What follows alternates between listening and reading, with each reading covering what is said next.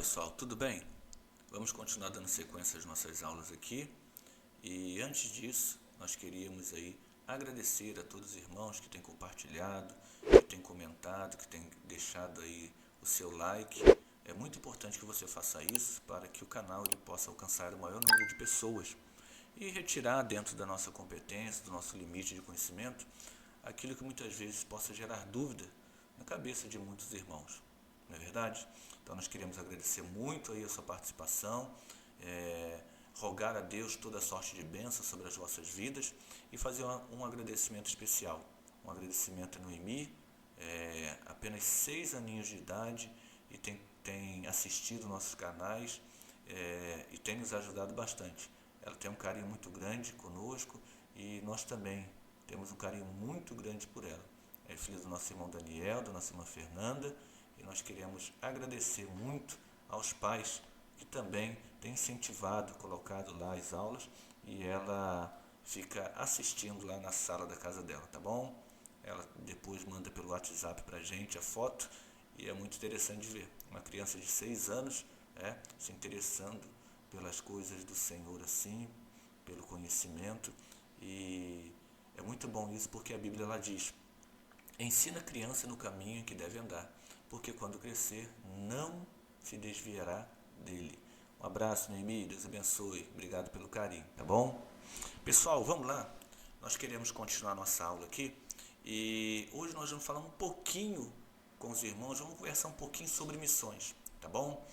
E diante desse tema missões aqui, eu já vou dar o tema, o subtítulo também para vocês e já vamos entrar na aula, mas o que eu tenho visto e assistido na internet, existem muitos debates ali acerca de pessoas que são estudadas, né? E muitas delas falando acerca de Deus. Dentro desse tema Deus, a pergunta que se tem feito ali é: uma única pessoa? Deus é uma única pessoa? Né? Ou são 3 pessoas?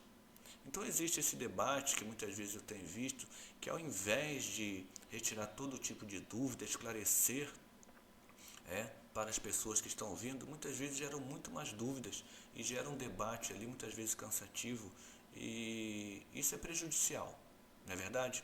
Então nós queremos aqui ler com os irmãos um versículo que se encontra na primeira epístola de João, no capítulo 5, versículo 7, que diz assim: porque são 3 os que dão testemunho no céu.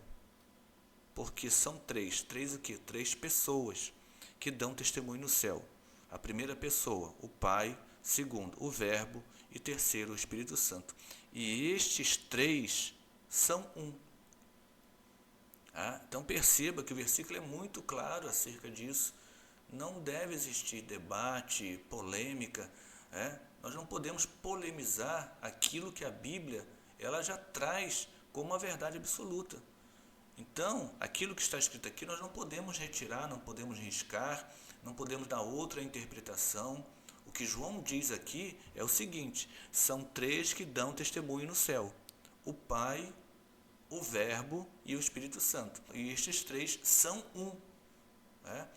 Se fosse na antiguidade, seria o ancião de dias, o Verbo e o Espírito.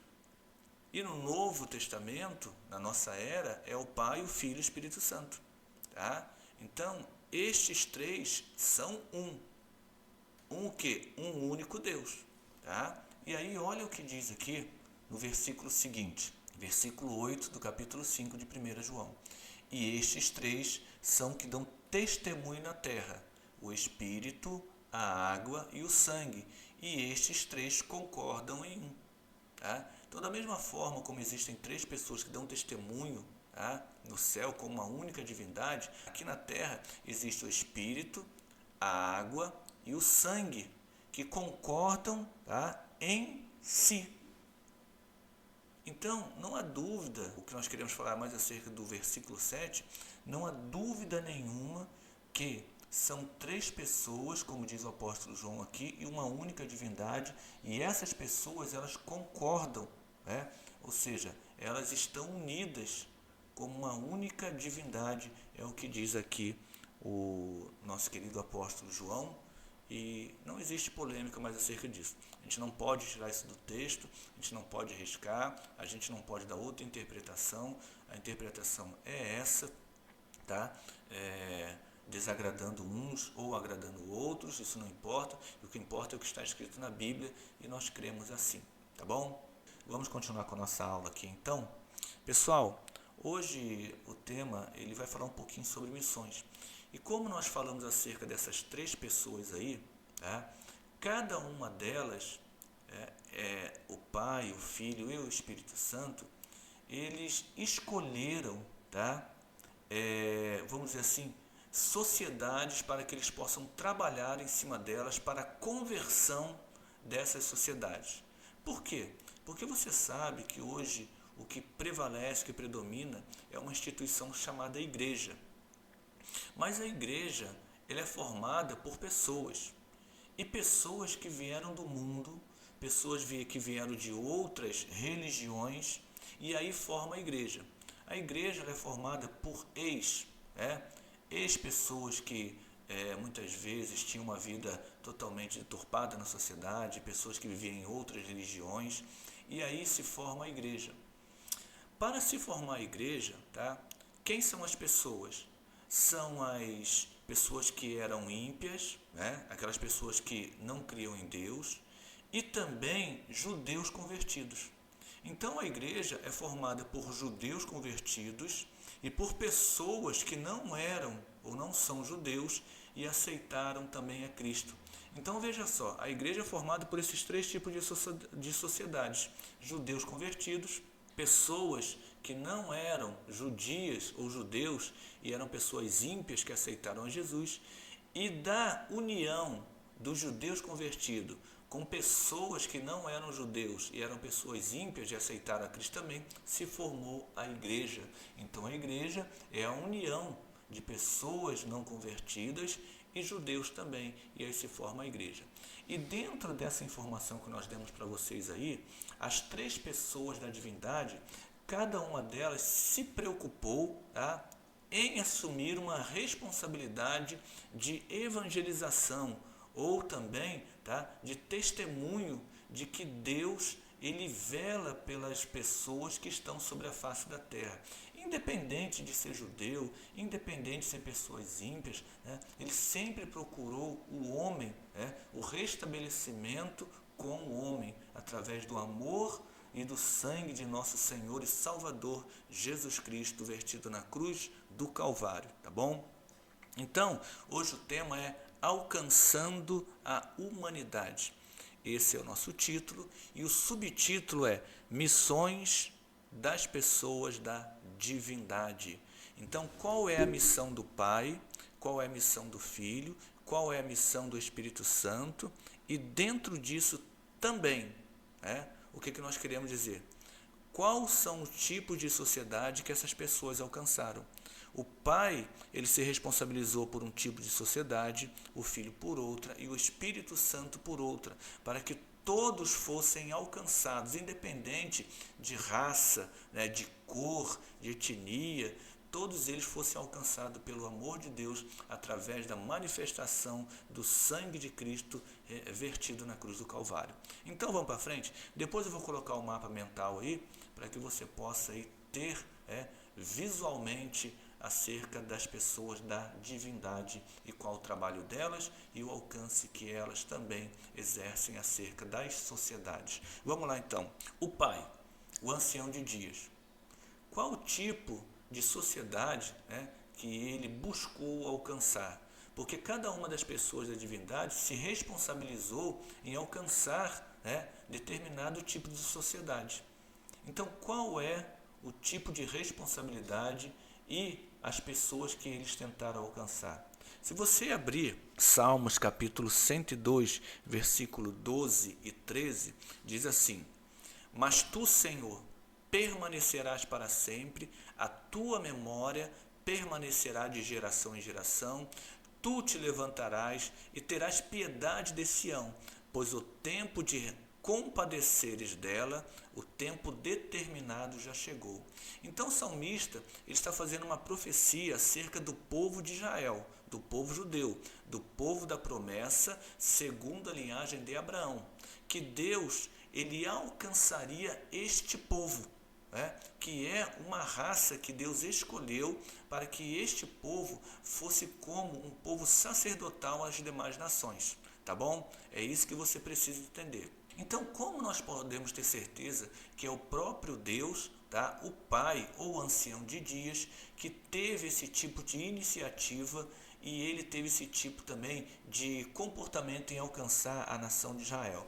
Se você ler agora também em Oséias, capítulo 3, versículo 1, olha só o que diz o versículo.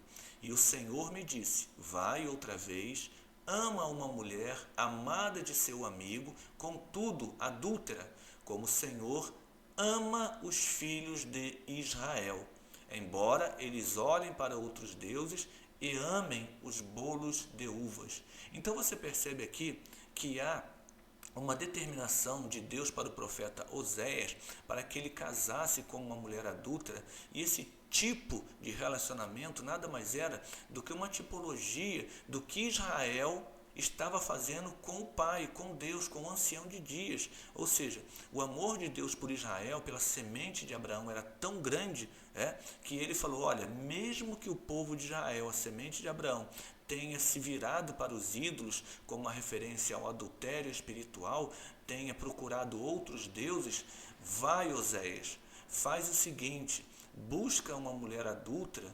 simbolizando o adultério espiritual de Israel, para que eles possam se voltar a mim, como essa mulher adúltera vai se voltar a você. Por que isso?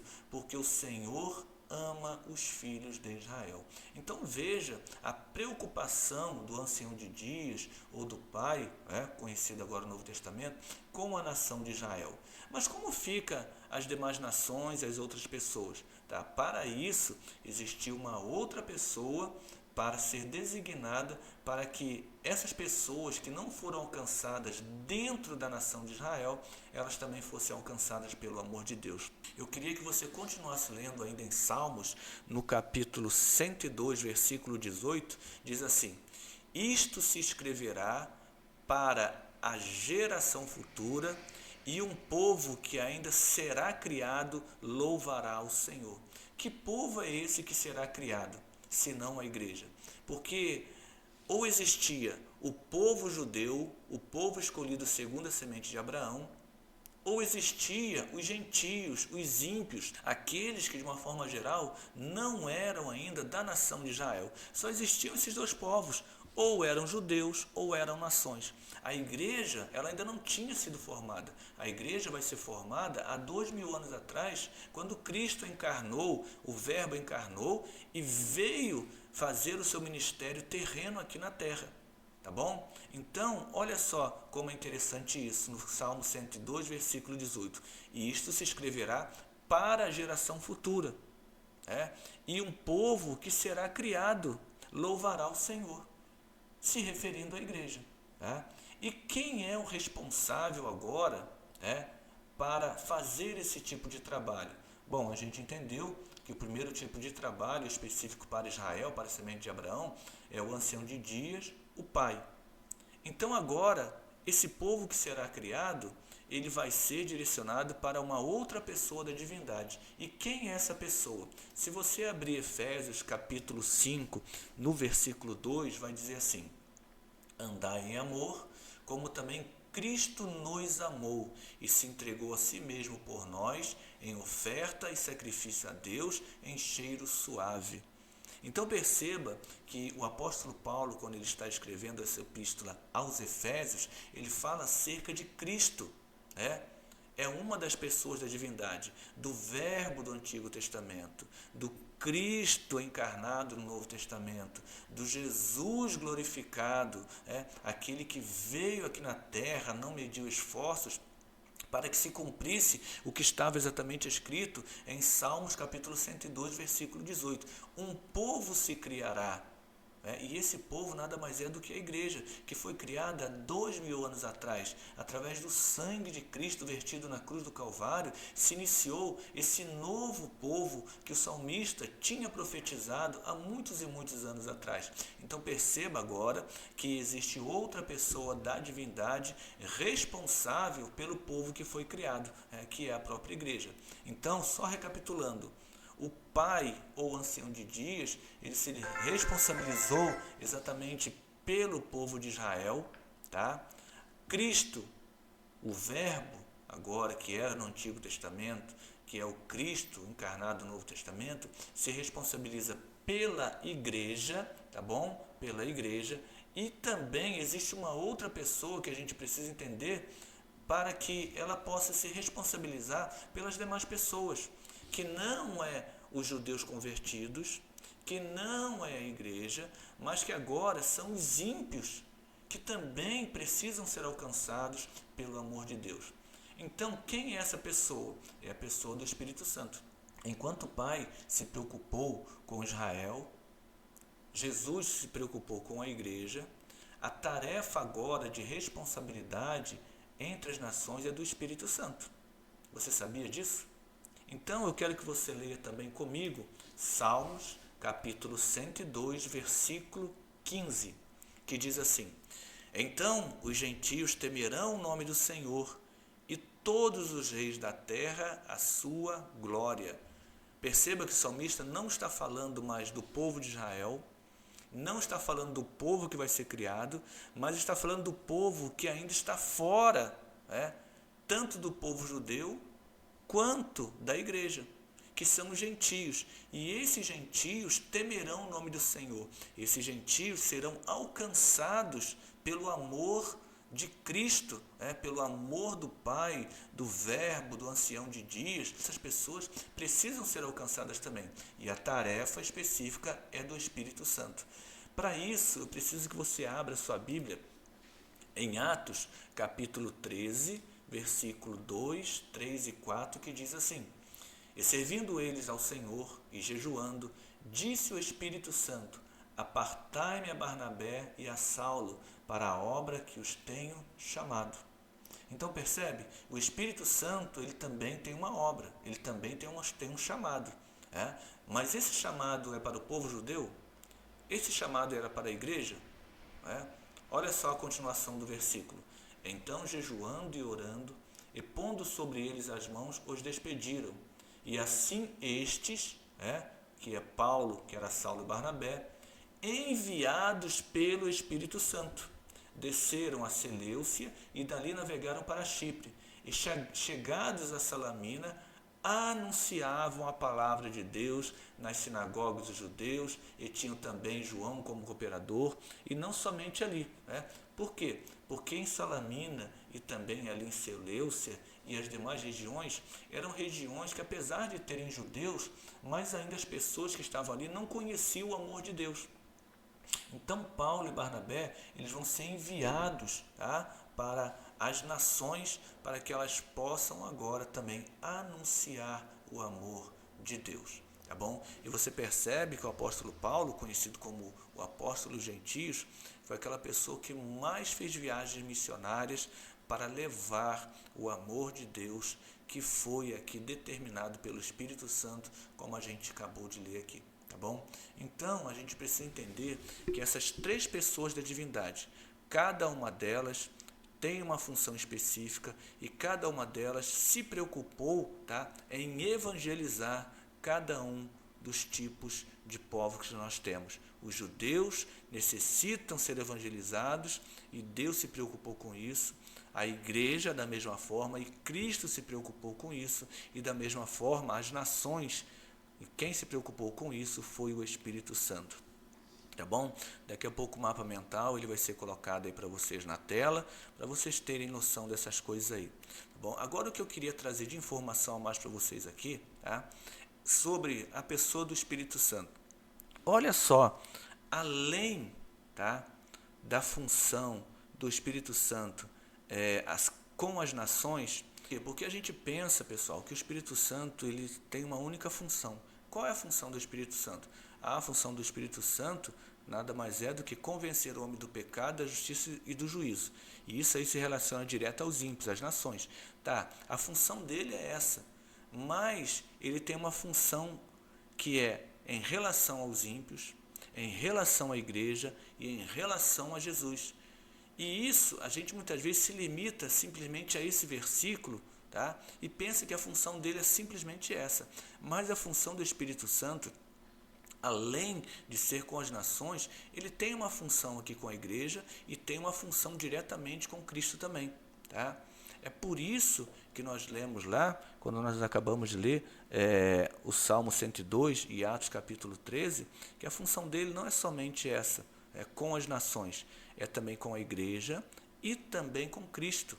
Tá? É muito importante que você faça isso, você entenda isso, porque na leitura de 1 João capítulo 5, versículo 8, diz que o Espírito, a água e o sangue, eles dão testemunho e concordam, tá, entre si aqui na terra.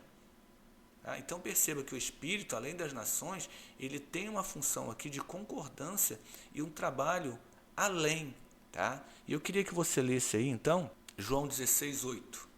Diz assim: e quando ele vier, convencerá o mundo do pecado, da justiça e do juízo. É Jesus falando acerca do Espírito Santo. Então a primeira função do Espírito Santo que nós vemos aqui, dentro das nações, é convencer o mundo do pecado, da justiça e do juízo. Essa é a função dele para as nações. Agora, qual é a função dele na igreja e qual a função dele referente a Cristo? Olha o que diz o versículo 13 agora do mesmo capítulo. Mas quando vier aquele Espírito, o Espírito de verdade, ele vos guiará em toda a verdade. Tá? Então perceba o seguinte, ele não falará de si mesmo, mas dirá tudo o que tiver ouvido e vos anunciará o que há de vir.